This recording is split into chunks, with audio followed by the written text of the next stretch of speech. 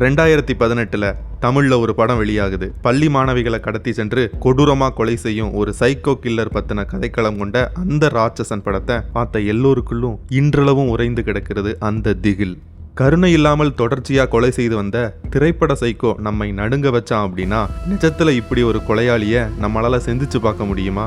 உண்மையிலேயே ராட்சசன் பட பாணியிலேயே தொடர்ந்து கொடூர கொலைகளில் ஈடுபட்டு வந்த ஒரு சீரியல் கில்லர் இருந்திருக்கான். அவனை இன்னைக்கு வரைக்கும் போலீசாரால பிடிக்க முடியல. யார் அவன்?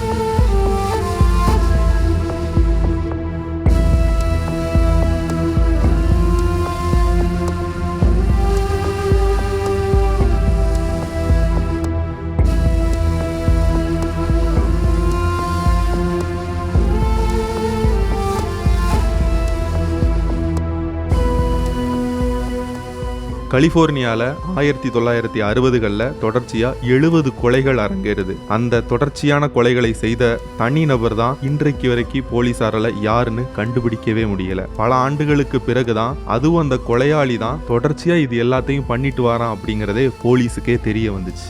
நான் தான் அந்த கொலையை பண்ணேன் அப்படின்னு சொல்லிட்டு காவல்துறைக்கு தொடர்ச்சியாகவும் கடிதமும் எழுதிட்டு வந்தாரு அந்த கொலையாளி. அந்த கடிதத்தில் இருந்த பெயர் தான் இன்றளவும் the most wanted dangerous killer of California. அந்த பெயரை கேட்டாலே கலிபோர்னியா மக்களின் ரத்தம் உறைஞ்சு போயிடும். அந்த ஊரோட அதிகாரிகளுக்கு வேர்த்து கொட்டிடும். அந்த பெயர் தான் ஜோடியாக்.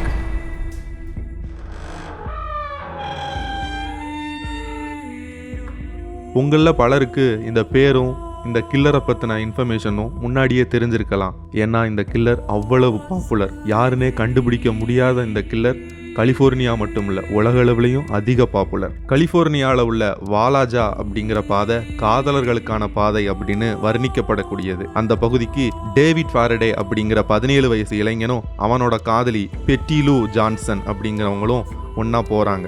அங்க அவங்க இருக்கும்போது அந்த பகுதிக்கு பின்னாடி காரை வெளியில நிறுத்திட்டு உள்ள ஒருத்தர் வர்றாரு. தலை மட்டும் தெரியும் போது திடீர்னு ஒரு துப்பாக்கி சத்தம் கேட்குது. உடனே காதலி பெட்டுலு பதட்டத்தோட கத்த ஆரம்பிக்கிறாங்க. David start the car, we should move from this place அப்படின்னு சொல்லிட்டு அலறாங்க. கண்ணை மூடிக்கிட்டு கையை பிடிச்சிட்டு டேவிட்டை குலுக்குறாங்க. ஆனா டேவிட் இருந்து எந்த பதிலுமே வரல. ஏன்னா குண்டு பாஞ்சது டேவிட் மேல. காருக்கு முன்னாடி நடந்து வந்து பார்த்த பெட்டிலு டேவிட் அங்க இறந்து கிடக்கதை பார்த்து அதிர்ச்சி அடைகிறாங்க. அடுத்த சில வினாடிகள்ல பெட்டிலுவின் பின்னாடியும் 5 குண்டுகள் பாயுது. அந்த பெண்ணும் டேவிட் கூடவே இறந்து போறாங்க. இந்த சம்பவம் நடந்தது 1968 இறுதிகளில். அடுத்து 6 மாச இடைவெளி. 22 வயதான டெர்லின் ஃபெரின் என்பவரும் அவரது 19 வயது காதலன் மைக் மாக்கோ என்பவரும் முன்பு நடந்த சம்பவம் போலவே இறந்து போறாங்க. முதல் கொலை நடந்த இடத்திலிருந்து 4 மைல் தொலைவுக்கு அப்பால் உள்ள வாலஜாவின் ப்ளூ ராக் இடத்தில் உள்ள ஸ்பிரிங்ஸ் பூங்காவில் தான் இந்த 2வது கொலை நடக்குது.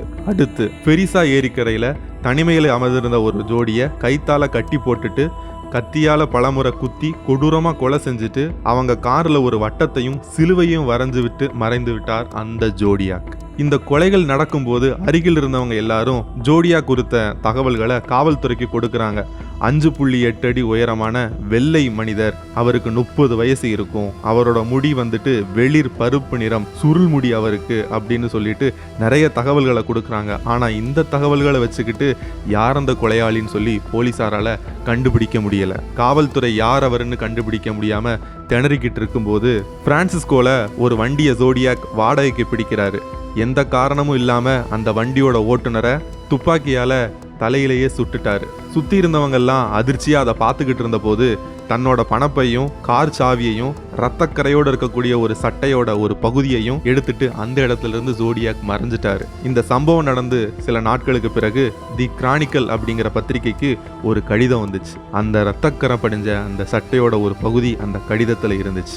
ஜோடியாக் அப்படிங்கிற கொலைகாரன் நான் தான், இந்த கொலைகள் எல்லாத்தையும் செஞ்சதும் நான் தான் அப்படின்னு சொல்லி எழுதியிருந்தாரு ஜோடியாக். என்னோட அடுத்த இலக்கு பள்ளி குழந்தைகள் அப்படின்னு சொல்லிட்டு அதுல எச்சரிக்கையாகவும் அவர் விடுத்திருந்தாரு. இதை படிச்ச எல்லாருக்கும் ரத்தமே உறைஞ்சு போச்சு. 1970 மார்ச் மாதம் கேத்லின் ஜான்ஸ் என்னும் பெண்மணி தன்னோட 10 மாத மகளுடன் பெட்டலுமா என்னும் இடத்திற்கு தனது கார்ல போயிட்டு இருக்காங்க. அப்போ அவங்களுக்கு பின்னாடி ஒரு கார் வந்து விளக்க ஒளிர விட்டுக்கிட்டு அவங்கள முந்தி போகுது. அந்த கார்ல இருந்த டிரைவர் உங்களோட கார் வீல்ஸ் லூஸா இருக்கு அப்படின்னு சொல்லி எச்சரிக்கை விடுக்கிறாரு. அந்த லேடியும் அதை நம்பி வண்டியை நிறுத்திட்டு அவரோட கார்லயே ஏறி பயணம் பண்ண ஆரம்பிக்கிறாங்க. அடுத்த பெட்ரோல் பங்க்ல உங்களை இறக்கி விடுறேன் அப்படின்னு அந்த டிரைவர் சொல்றதை கேட்டு இவங்களும் வண்டியில ஏறிட்டாங்க. ஆனா எந்த பெட்ரோல் பங்க்லயுமே அந்த கார் நிக்கல. இதனால கேத்லின் அதிர்ச்சி அடைஞ்சாங்க. நல்ல வேளையா வண்டி நிறுத்த வேண்டிய ஒரு இடம் அதுவே வந்துச்சு. அந்த நேரத்தை பயன்படுத்தி கேத்லின் அந்த இடத்துல இருந்து தப்பிச்சு போலீஸ்ட நேரடியா போனாங்க. தன்னை யாரு கடத்தினாங்க முழு தகவலையும் சொன்னாங்க. அவங்க சொன்ன தகவலை வச்சுதான் ஜோடியாக்கோட முதல் உருவமே வரையப்பட்டுச்சு. அவங்க அடையாளம் காட்டினதுதான் Zodiac, the most wanted killer. Zodiac அப்படிங்கிற பேரை பிடிச்சுக்கிட்ட காவல்துறை அதுக்கு மாதிரி ஜோடியாக் சம்பந்தப்பட்ட விஷயங்கள் எல்லாமே போலீசார்ட்ட இருந்த அந்த உருவத்தோட ஒத்து போயிருந்ததால போலீசாரும் அவர் யாருன்னு சொல்லி தேடிக்கிட்டு இருந்தாங்க. அவர் எழுதியிருந்த கடிதங்கள்ல தி மிகாடோ அப்படின்னு சொல்லி ஒரு பாடலை வேற எழுதி அனுப்பியிருந்தாரு. அது அவரே எழுதின பாடல். சொர்க்கத்துல தனது அடிமைகளை சித்திரவதை செய்யறதுக்கு இந்த பாடலை பயன்படுத்த போறதா அவர் எழுதியிருந்தாரு. இந்த கடிதங்களோட விளைவு கலிபோர்னியால இருந்த மக்கள் வீட்டை விட்டு வெளியே வரவே பயந்து நடுங்கினாங்க.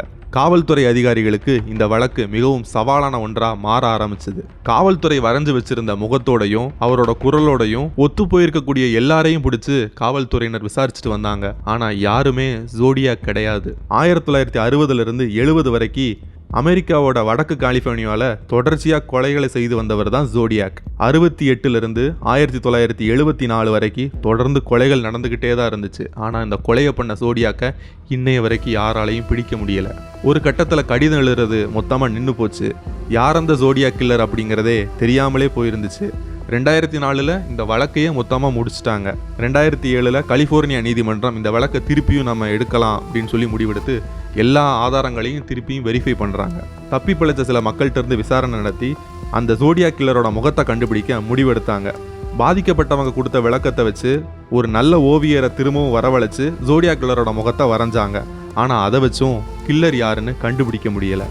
ஜோடியாக் கில்லர் வச்சு இது வரைக்கும் பல படங்கள் வந்திருக்கு, புத்தகங்கள் வெளியாயிருக்கு. ஆனால் அவரோட முக அடையாளம் குறித்த முழுமையான ஆதாரம் இப்போ வரைக்கும் நமக்கு கிடைக்கல. 2009ஆம் ஆண்டு ராபர்ட் டார்பாக்ஸ் அப்படிங்கிற ஒரு முன்னாள் வழக்கறிஞர் ஜோடியாக் கில்லர் பற்றி ஒரு மிக முக்கியமான உண்மையை சொன்னார். திடீர்னு என்ன ஒருத்தர் பார்க்க வந்தாரு, தான் ஜோடியாக் கில்லர் அப்படின்னு சொன்னாரு. தன்னோட தவறுகள் எல்லாத்தையும் திருத்தி கொள்ள போறதா சொன்னாரு. ஆனா அவர் அதுக்கப்புறம் என்னை பார்க்க வரவே இல்லை அப்படின்னு சொல்லி சொன்னாரு. வந்தது யாரு, அவருக்கு என்னதான் ஆச்சு, அவர் தான் ஜோடியாக் கில்லரா?